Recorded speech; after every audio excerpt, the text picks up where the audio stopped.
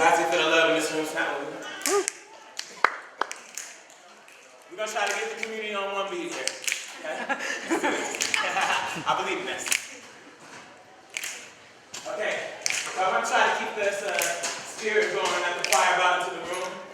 We'll do a little bit of a call and response, okay? So when I sing, what's going on? You sing, what's going on? What's going on? What's going on? What's going on? What's going on? What's going on? What's going on? What's going on? What's going on? What's going on? What's going on? What's going on? What's going on? What's going on? What's going on?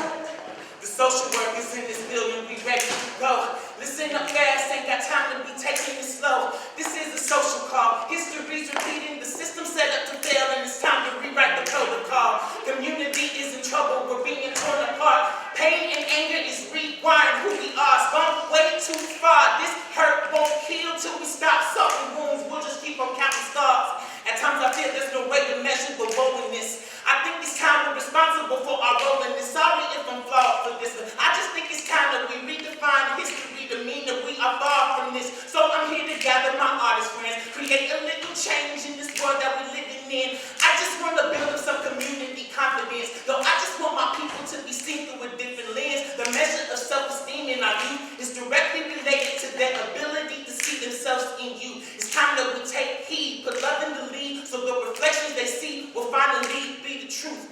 Just tell them the truth. We got to tell them the truth. Just tell them the truth. Don't be afraid of your truth. How y'all doing? Woo!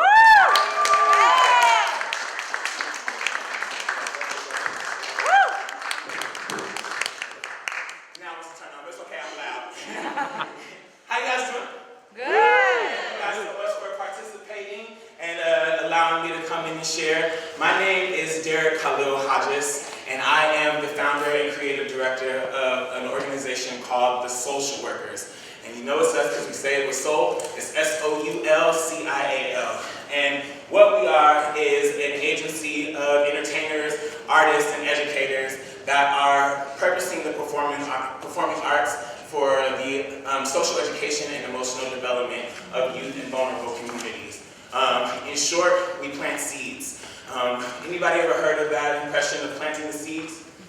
Yeah? Great. So in our space, it speaks to the capacity to influence change that intrinsically lies within our human connection, right? So at SOULcial Workers, we tell stories. We use the performing arts on the stage as a platform to amplify the voices of marginalized individuals and people that are traditionally silenced and overlooked. We try to invite them into the conversation and give back the agency to the people that have the experience as the people, the stakeholders, and the people with the power to change what's necessary in the communities that they live in and represent. One of our big programs that we have is a program called Camp ART, which is an acronym for Attitudes, Awareness, and Relationships Training. And this is a program that's really special to me because it's a space that I created along with some youth in the community to have a safe space where we can create intentional dialogue around the issue of teen depression and suicide. Those of you that may not be aware, suicide is the second leading cause of death for youth ages 15 to 24 years old right now. So in our world, it's the #2 reason why teenagers are dying. They're taking their own life. And I have had about an 11, 12-year career in social services. So I've worked in a lot of spaces with young people and adults, which are sometimes really the clients. And so I've worked in populations like youth that are experiencing homelessness, with foster youth. I have a special affection for my LGBTQIA community, and so I have gotten the opportunity along my career to utilize my platform outside of my work as an artist. I'm also a playwright, a poet, a musician, to have conversations and facilitate the work that I do in spaces. And a lot of times that meant me stepping outside of my role to create avenues for connection that weren't embedded in the environments that we were. A lot of it was culture shift, a lot of times getting in trouble for doing things like drawing and writing poetry with clients and connecting to them in ways that weren't necessarily trained or traditional ways of like recovery and engagement. I also found that in my work in a lot of different spaces, suicidal ideation was something that just kept coming up in the conversation.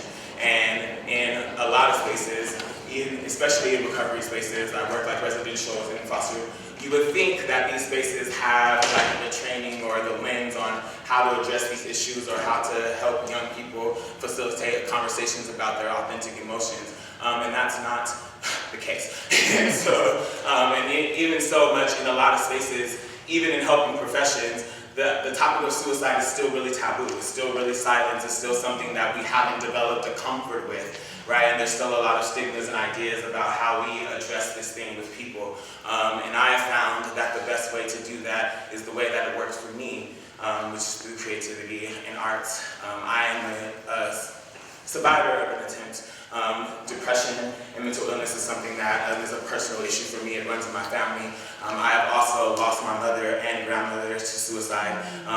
And I have seen the impacts, not only in my personal life, but in my profession, of what happens to people when they are denied access to creativity, when there's barriers created around our vulnerability, our authenticity, and we're not given the language or the tools or the cultural environment to speak truth to our experience and how we feel.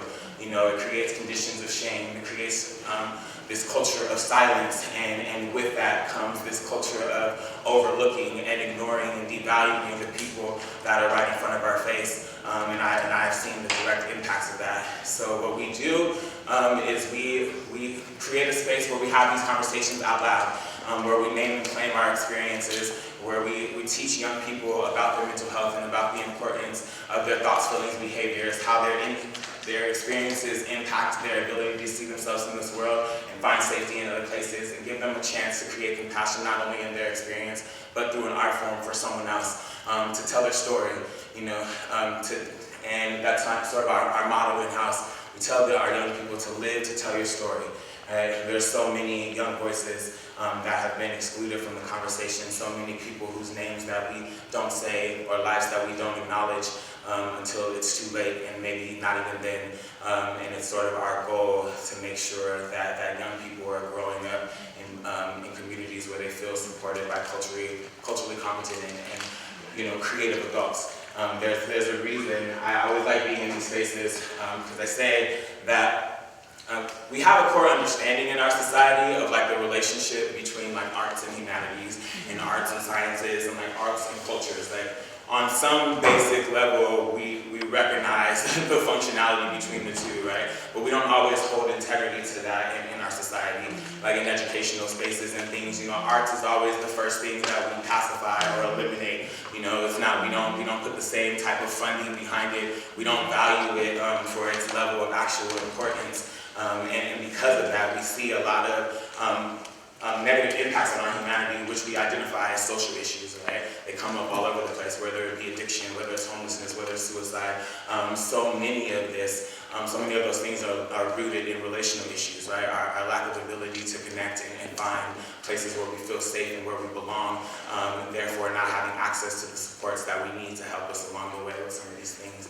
And I think that my sort of mission and reason for existing in the world as an artist and a helper is to sort of bridge that connection between what hurts and what heals, right? And sort of activate and normalize the conversations in spaces like this about the needs for people to identify with their creativity, right? Not everybody is going to live in this world as an artist by profession, right? I do it because it feels good and it's something, you know, where I found that my talent and passion lies, but everybody in this room has a capacity for creativity, right? We all have a passion for creativity. If you're in this space. There's a reason this is called Create Equal Access, right? Because we're fighting for justice, right? We're fighting for cultural shifts, for a movement and paradigm. And anything that doesn't exist, something like justice in our world, something like fairness, something that we're needing and fighting for, anything that doesn't already exist has to go through a process of creation, right? You have to recognize yourself as creative, have to enforce and support that dreamer in you that believes that the world you see is real and that one day we'll get there, right? And we have to start recognizing that as a life skill and enhancing and nurturing that in young people, because young artists become creative adults, right? And we recognize the creativity in everything we do. This very building we stand in is the product of an artist, right? Someone built this. Someone dreamed this. This event that happened is the vision of an artist, right? She had to see this room filled with people, had to see this conversation happening before it did in order to make it real, right? So my goal is to sort of embed that thought process in everything that we do, because art is so intrinsic to our culture, to our science, to our humanity, which means that it is also a pretty essential tool for our healing, right? For our connection, for the things that we want to grow and change in this world.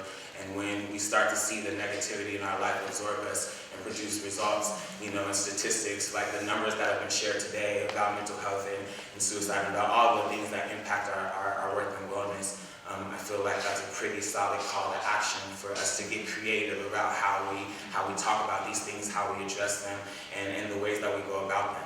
Not saying that our systems of support are, you know, completely failing, and some are. We can be honest about that, right? Because a lot of the ways that we go about helping and supporting are rooted in traditions and values that no longer exist. We have changed and grown as a society, and I think that all of our systems have some catching up to do. And I think that where we're trying to move to, I think that we can stand as a people to start to see ourselves and start to see others differently, right? And I think that that's sort of what we're here to do, this idea about empowering people through music. We just had a really great experience about how a choir can come into this room and sing a couple of songs and completely change our relationship to this room, right? Completely change how we feel about this space and each other. I've seen people dancing together and talking that probably haven't even had a conversation the whole day that we've been sitting in this room together, right? You know what I mean? And that's the power of music and creativity and bringing us together. When we say that we're empowering people through music, there's this idea that it's something we do to others, right? We don't have the ability to empower somebody else. Like, I can't do that for you. What I can do is create the conditions for you to access the power you already hold, right? What I can do is I can empower myself to be authentic, to be exactly who I am, to live in my truth, and live proudly, and heal out loud, and love that way as well, and hope that in reflection, in our connection, that you will be inspired to do the same. And I think that that's where change is rooted, and that's why music and art and creativity and things like love and all of those intangible values that we sort of minimize sometimes when we talk, like, oh, this is just nice, and wouldn't it be great if we all felt better and held hands and all of those things that we laugh and talk about, but it really works. We feel better when we love, when we hold hands and we sing and we go to that. That's the whole reason that people attend concerts. It's the reason that we go to theater. It's the reason that things like social media work, right? Because we naturally want to be a collective. We naturally want to be together. That's who we are as people. And I think that it is our job as humans, as artists, as helpers, as whoever we identify with on the surface, to get connected with our inner creator, right? And be intentional about the connections we create, the messages that we spread, the love that we share, and the things that we activate in our community, because it's going to take a choir, right, to change the way this world sings, and all of us have a voice in that.